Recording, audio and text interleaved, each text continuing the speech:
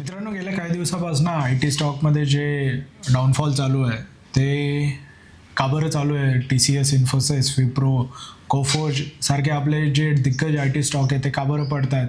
त्यामागचं नेमकं काय कारण आहे आणि त्यामध्ये कोणता एक अशी कंपनी आहे ज्याच्यामुळे आपले इंडियाचे इतके मोठे जे मार्केट कॅपवाले स्टॉक आहेत ते पडू लागले? त्यासोबतच जे आहे निफ्टी पण डाऊनफॉलमध्ये चाललं आहे.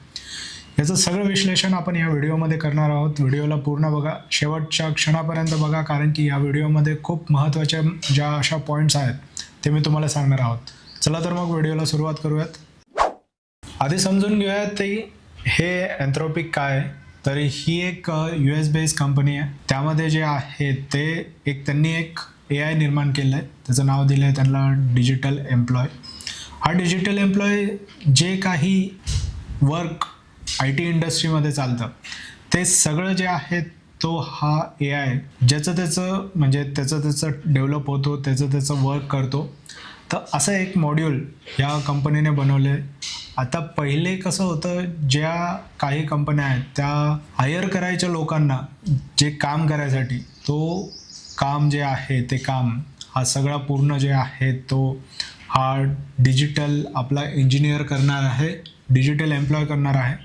त्यामुळे काय झालं आहे, त्यामुळे आपल्या ज्या IT कंपन्या आहेत जे बाहेरून आउटसोर्स होतात जे प्रोजेक्ट आणि ज्याला आपण सर्व्हिसेस प्रोव्हाइड करतो, कारण की TCS झालं, विप्रो झालं, या सगळ्या ज्या आहेत त्या सर्व्हिस बेस्ड कंपन्या आहेत.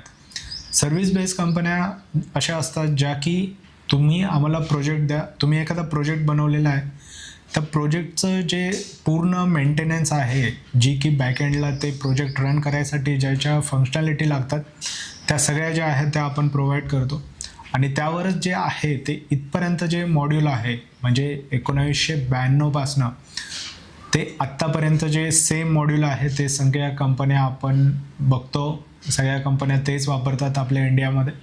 तर ह्या कंपनीने जे एन्थ्रोपिक ज्या कंपनीचं नाव आहे, US मधली कंपनी, त्याने एक डिजिटल एम्प्लॉय क्रिएट करून हे सगळ्यांचे जे जॉब आहेत हे कमी केलेत. कारण की आता जसं आपण एखाद्या ह्युमन ब्रेनला ते सपोज काम देऊ, तो करायला तो लावेल 2 तास 3 तास, तेच फक्त काही सेकंदामध्ये हा जो AI मॉडेल आहे हा पूर्ण करेल. तर यामध्ये पूर्ण जे IT इंडस्ट्रीमध्ये आहे ते कोराम वाजलं आहे. आज जे आहे ते IT इंडेक्स ऑलमोस्ट 4% डाऊन आहे.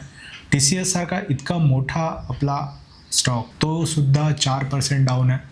बाकीचे विप्रो झालं, इन्फोसिस झालं, कोफोर झालं, पर्सिस्टंट झालं, हे सुद्धा जे आहे ते 4.5% सध्या डाऊन आहेत. आता मेन महत्त्वाचा प्रश्न आहे की यामुळे आपल्या IT कंपन्या ज्या आहेत त्या सर्व्हिस बेस आहेत, त्यामुळे मग आपला जॉब जो आहे सर्व्हिस बेसमधला तो जाऊ शकतो की नाही जाऊ शकत, याचं उत्तर जे आहे ते सध्या कोणाकडेच नाही आहे. कारण की हा जो मॉड्यूल आलेला आहे हा कितपर्यंत अजून याचे अपडेटेड व्हर्जन येत आहेत आणि कुठपर्यंत हा ग्रो करू शकतो. कारण की बेसिकली हे एक मॉड्यूल आहे, हे एक प्रोग्रॅम आहे, हा फंक्शन आहे.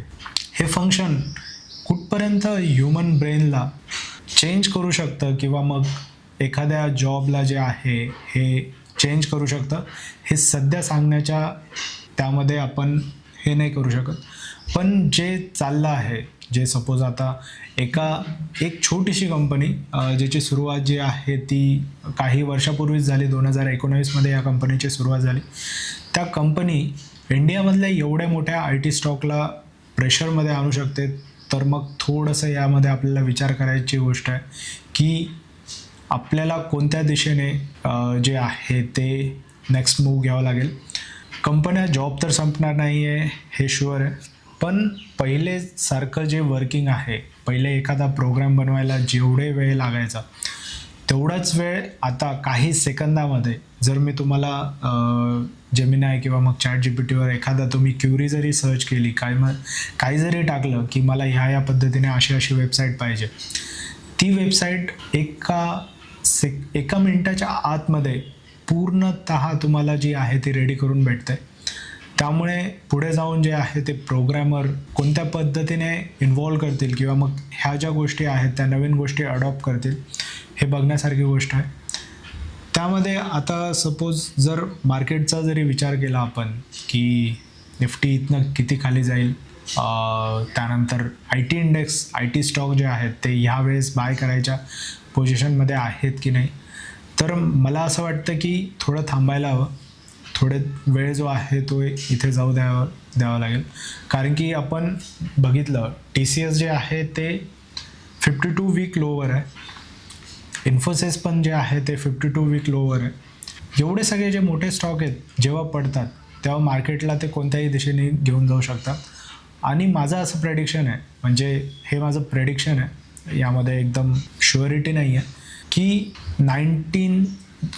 2002चा जसा बबल आला होता इंटरनेटचा, ज्यावेळेस सगळ्या गुगल, काही कंपन्या, कोणत्याही कंपन्या ज्या आहेत त्या कोणत्या पण व्हॅल्युएशनवर ट्रेड करत होत्या, असा वेळ सध्या मला आलेली दिसते आहे. 2026 जे आहे ते थोडंसं हार्ड जाणार आहे आपल्यासाठी. कारण की यावेळेस जो AIने सुरुवातीलाच म्हणजे जानेवारी-फेब्रुवारी 2 महिन्यामध्ये जेवढा काही त्याचं एक्सप्लोरेशन झालं आहे, जेवढा काही ब्लास्ट झाला आहे, तो 2026 संपेपर्यंत कुठपर्यंत जाईल याची मला खात्री नाही. पण हा खूप जास्त वाईडली स्प्रेड होणार आहे. त्यामध्ये खूप सारे लोक जे आहेत ते येणार आहेत, ज्यांचे की जे यावर डिपेंडंट आहेत ते यामधनं सफर करणार आहेत. तर आपण यामधनं काळजीही घेऊ शकतो की आपण ज्या सेक्टरमध्ये इन्व्हेस्ट करतो आहे, सपोज आता IT सेक्टरमध्ये आपण इन्व्हेस्ट करतो आहे, या सेक्टरचं जे फ्युचर आहे ते इतके वर्ष जे मॉड्यूल चाललं ते मॉड्यूल आता चेंज होतं आहे. मॉड्यूल चेंज होत असताना जेव्हा कधी एखादं मॉड्यूल चेंज होतं, जेव्हा कधी एखादी गोष्ट चेंज होती, त्यामध्ये त्याला रुळायला किंवा मग त्यापासनं त्याला एक सवय लागायला त्या मॉड्यूलला थोडा वेळ लागतो. तर सध्या थोडं IT स्टॉकपासनं थोडं दूर राहिलं पाहिजे. बाकीचे जे सेक्टर्स आहेत ते तुम्हाला चांगलं परफॉर्मन्स देऊ शकतात कम्पॅरेटिव्हली ITपेक्षा. कारण की हा जो टाईम आहे हा थोडासा IT कंपन्यांसाठी, IT मधल्या ज्या सगळ्या छोट्या किंवा मोठ्या कंपन्या आहेत त्यांच्यासाठी थोडासा अवघड आहे. तर आय होप तुम्ही ह्या विषयावर अजून काही यूट्यूबवर सर्च केला असेल तर मला कमेंटमध्ये नक्की सांगा. आणि हा व्हिडिओ, ही इन्फॉर्मेशन तुम्हाला कशी वाटली आणि माझा जो इनपुट आहे जो काही या IT सेक्टरवर आहे किंवा मग IT इंडस्ट्रीवर आहे तो तुम्हाला कसा वाटला. आणि जर माझा विचार तुम्हाला पटला असेल तर व्हिडिओला लाईक करा, चॅनलला सबस्क्राईब करा. भेटूयात आपण पुढच्या व्हिडिओमध्ये. तोपर्यंत tata, bye bye, see you.